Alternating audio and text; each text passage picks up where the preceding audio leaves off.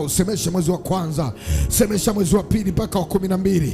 Isemeshe hiyo miezi, iambie miezi hiyo kwamba imekombolewa, iambie miezi hiyo kwamba imebarikiwa, iambie miezi hiyo kwamba imechaguliwa, iambie miezi hiyo ya kwamba ina majibu yako, iambie miezi hiyo ya kwamba ina matokeo makubwa kwenye maisha yako. Sijui kuna mtu nanielewa. Katika ulimwengu wa roho kuna baraka ambazo ziko kwenye kila mwezi. Nawe mwambie Bwana, najikone na baraka zangu, najitenga na ajali, najitenga na mikosi, najitenga na uzito, najitenga na magano mabaya katika jina la Yesu.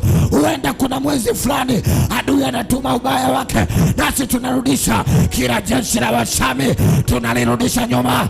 Rudisha nyuma jeshi la Washami linalokuinukia, au watesi wanaokuinukia ili wakule nyama, wanaojipanga kwenye miezi ili wakuchilie, wakulete uharibifu. Tunaharibu majeshi yao.